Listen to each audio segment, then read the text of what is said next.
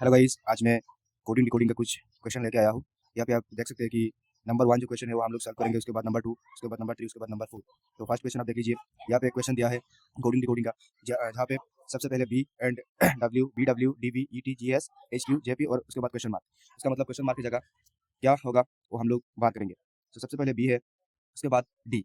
मतलब यहाँ पे क्या हुआ, यहाँ पे एक एक नंबर ऐड हुआ, मतलब बी के साथ जब हम लोग 1 प्लस करेंगे तो क्या होगा सी, और बाद में और एक प्लस करेंगे तब क्या होगा डी होगा। उसका मतलब 2 प्लस, यहाँ पे 2 प्लस, उसका मतलब यहाँ पे 2 प्लस हुआ, मतलब बी सी डी, डी हो गया। उसका मतलब ई, उसका मतलब ये है। उसका मतलब हम देख लीजिए कि यहाँ पे बी है, ओके, प्लस 2 हुआ, प्लस 2 होकर डी हो गया। उसके बाद ई, उसके बाद ई, मतलब कोई गैप नहीं है, बी के बाद डी के बाद ई हो गया। उसके बाद ए बी डी ई, उसके बाद एफ नहीं है जी, उसके बाद एच है, उसके बाद आई नहीं है जे, उसके बाद क्या होगा जे के होगा, उसके बाद क्या होगा के होगा, के होगा। जो एक ऑप्शन है वो ये है, आंसर ये होगा।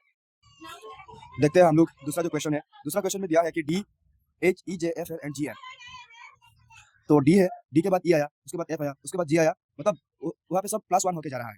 तो D A E F G, उसके बाद एच होगा। जब एच होगा तो ये जो ए वाला पी, इसका मतलब क्या है, पी उसका मतलब जी, उसका मतलब ये जो ऑप्शन है वो नहीं होगा।